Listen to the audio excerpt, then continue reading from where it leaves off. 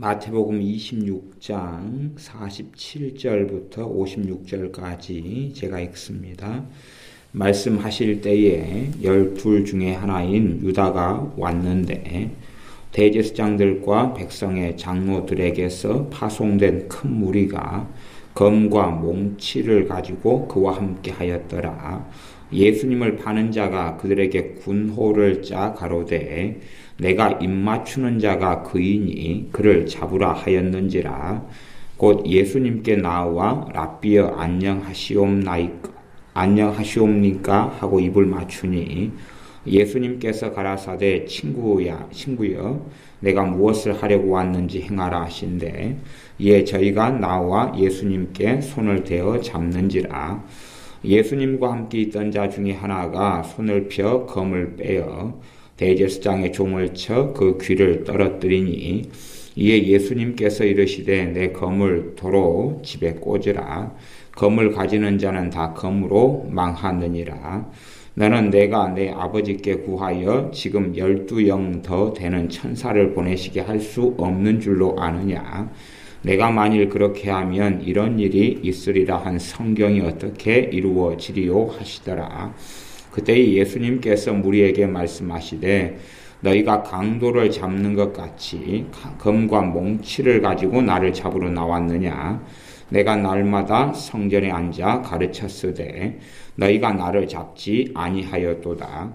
그러나 이렇게 된 것은 다 선지자들의 글을 이루려 함이니라 하시더라. 이에 제자들이 다 예수님을 버리고 도망하니라. 아멘. 마태복음 26장 47절부터 56절까지의 말씀은 가룟 유다가 우리 주님을 은 30에 판 다음에 그 다음에 이제 그들에게서 온 대제사장들과 백성의 장로들에게서 온 큰 무리 그 사람들이 검과 몽치를 가지고 왔는데 주님을 잡으러 왔는데 그들과 함께 군호를 짜서 주님을 그들에게 넘겨주는 그러한 일이 나와 있습니다. 가룟 유다가 주님께 나와서 48절에 보면 군호를 짜 가로되 내가 입맞추는 자가 그이니 그를 잡으라.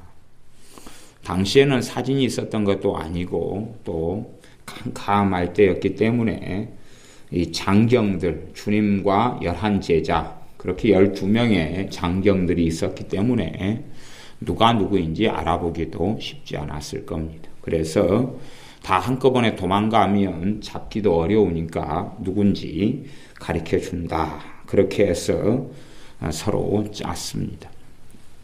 얼마나 가룟 유다가 치밀하게 계획했는지 알 수가 있지요. 그래서 가룟 유다가 양심의 화인 맞아서 떳떳하게 주님께 와서 내가 입맞추는 자가 그이다. 그리고 예수님께 나와서 랍비여 안녕하시옵니까 하고 입을 맞추었다. 당시에 중동이나 유대인들의 인사법이 입을 맞추는 거였지요. 뭐 입을 맞춘다 그럴 때에 우리 한국식이나 이런 동양식에서는 그런 인사법이 알려지지 않고 또한 우리하고는 아주 낯선 문화이기 때문에 잘 이해하지 못하지만 뭐 서양이나 아니면 중동 지역에 가면 심심치 않게 볼 수 있는 것입니다. 그래서 입술을 볼 같은 데 살짝 대고 하는 그러한 인사 방법이기도 하지요.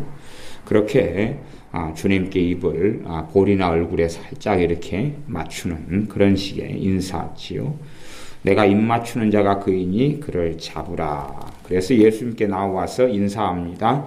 랍비여 안녕하시옵니까? 안녕하세요 주님. 그렇게 안녕하세요 랍비여. 그리고 입을 맞추었다 그럽니다.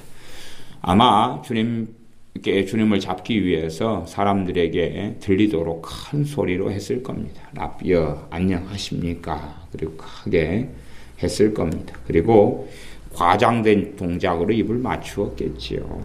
그때 주님께서 뭐라고 말씀하시냐 그러면 친구여 너가 무엇을 하려고 왔는지 행하라. 그렇게 말씀합니다. 아마 우리 입장에서는 친구여가 아니고 왼수야 그래야지 맞겠지요. 그래서 성경에 쓰이는 친구라는 단어가 액면 그대로 친구라는 표현은 아니라는 걸 알 수 있습니다. 그리고 가룟 유다는 어찌되었든 원수인데 하나님의 대적이고 원수이고 하나님의 백성들에게도 원수인데 주님을 팔아넘기는 그 자인데 주님께서는 관대하게 친구여라고 말씀하시면서 그에게 자신의 몸을 의탁하고 맡기십니다. 주님께서 자신의 몸을 가룟 유다가 데리고 온 자들에게도 넘겨주고 맡겨주십니다.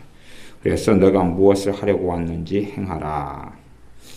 이에 저희가 나와서 이들이 와서 우리 주님을 손을 대어 잡았다 그럽니다. 51절에는 예수님과 함께 있던 자 중에 하나가 누구냐 하면 베드로 사도라고 성경 나와 있습니다. 다른 복음서에는. 그래서 검을 빼가지고 칼을 빼가지고 대제사장의 종의 귀를 쳐서 잘랐다 그럽니다.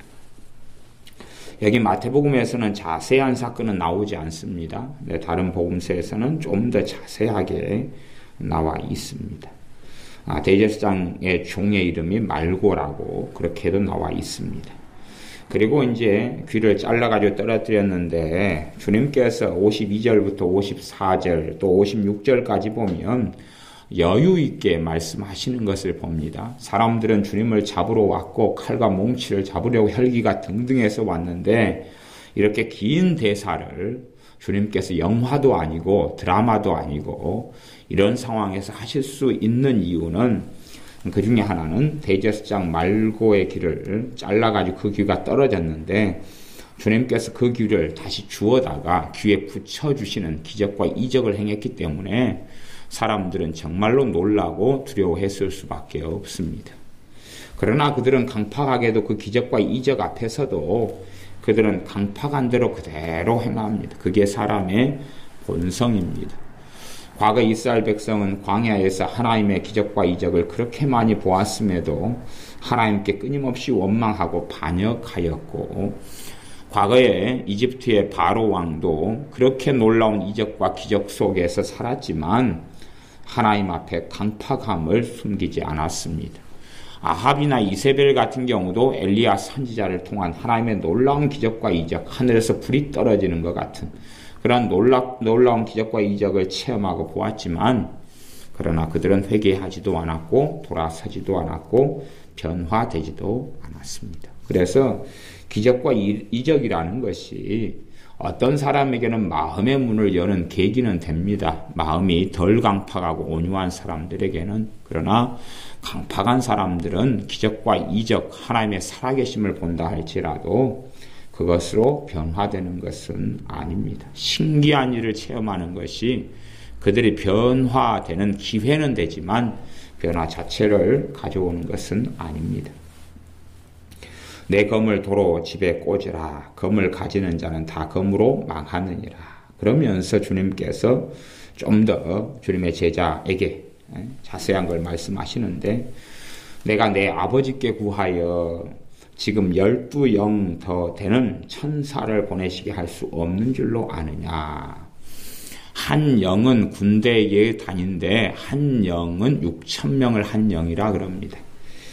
천사가 한 천사만 동원되어도 상상할 수 없는 힘을 발휘하는데 6,000명이 되는 한 로마의 한 군단급이 되는 6,000명이 되는 군인들 같은 천사를 12무리를 하나님께 즉시 구하여 그 천사들이 올 수 있다고 이야기하는 것입니다.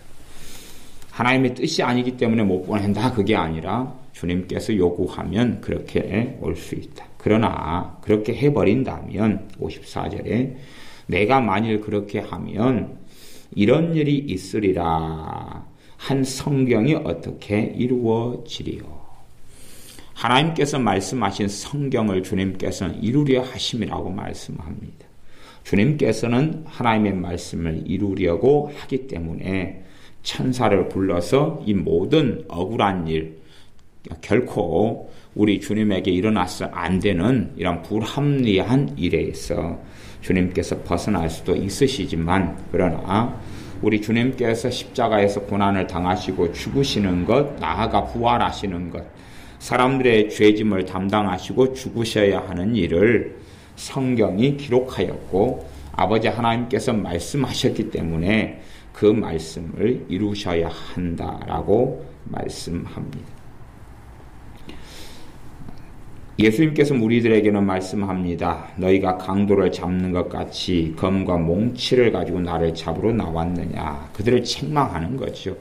주님을 잡으러 온 사람들에게는 주님은 그들이 잘못된 행동을 하고 있다고 책망하시는 것입니다. 아무리 하나님의 말씀이 이루어지지만 그것이 하나님 말씀이 이루어져야 하는 것하고 어떤 이들이 악을 행하는 것하고 그것이 결코 면죄부가 되는 것은 아닙니다. 그들의 자의와 그들의 악함을 따라서 행하는 것이기 때문에 하나님의 말씀이 이루어지는 것이 하나님의 말씀했기 때문에 그 뜻대로 이루어지는 것이니까 우리는 단지 그 속에 톱니바퀴 하나에 불과하다. 그래서 우리는 책임이 없다. 그렇게 말할 수는 결코 없습니다. 어떤 사람이 죄를 짓는 것은 스스로 자의로 죄를 짓는 것이지 운명론적으로 죄를 짓는 것이 아닙니다. 주님께서 잡혀가시긴 하지만 그리고 재판정에 끌려가시긴 하지만 주님께서는 그들의 잘못된 행동은 꾸짖고 계시는 겁니다. 너희가 강도를 잡는 것 같이 검과 몽치를 가지고 나를 잡으러 나왔느냐? 내가 날마다 성전에 앉아 가르쳤으되 너희가 나를 잡지 아니하였도다. 내가 날마다 너희 눈앞에 보여서 성전에서 떳떳하게 가르쳤는데 그때는 안 잡으면서 이렇게 한밤중에 사람들이 모를 때에 나를 잡아서 이렇게 끌고 가려고 왔느냐? 너희의 양심이 있느냐? 너희가 잘못된 행동을 하고 있다. 라고 명백하게 말씀하십니다. 그러시면서 56절에는 그러나 이렇게 된 것은 다 선지자들의 글을 이루려 함이니라. 말하자면 주님께서는 그걸 막으실 수 있다는 이야기입니다. 12영도 되는 천사를 불러서 그들을 무너뜨릴 수도 있고 멸망시킬 수도 있고 막을 수도 있다는 이야기입니다. 그러나 선지자들의 글을 통해서 아버지 하나님께서 말씀하신 그 뜻을 주님께서는 이루려고 하심이라고 이야기합니다. 그리고 이제 제자들을 이 마태복음은 나오지 않았지만 누가복음 같은 데서는 제자들은 풀어놓아서 가게 해라 그럽니다. 그리고 제자들은 다 주님을 버리고 도망하였다라고 나옵니다. 그래서 목자를 치니까 양들이 흩어지고 도망했다는 말씀이 또한 성경에 기록되어 있습니다. 하나님께서 말씀하시고 하나님의 말씀을 이룰 사람들을 찾으시는 것입니다. 하나님께서 말씀하시며 하나님의 말씀에 헌신하여 하나님의 뜻을 이룰 사람들을 찾고 계십니다. 우리 주님께서는 아들로서 아버지의 아들로서 아버지 하나님의 뜻을 행하고 이루려고 이 땅에 초림하셨고 또한 죽으시고 부활하시면서 아버지의 뜻을 이루셨고 승천하셨고 우리 위해서 기도하시며 지금도 중보하시며 다시 오실 것입니다. 우리 주님께서 아버지의 뜻을 이루셨던 것처럼 지금도 주님께서는 자신의 뜻을 이룰 사람들, 아버지께서는 자신의 뜻을 이룰 사람들을 찾고 계십니다. 하나님의 말씀이 기록되어 있지만 이 말씀에 따라 하나님을 기쁘게 하고 영화롭게 할 사람들을 찾고 계십니다.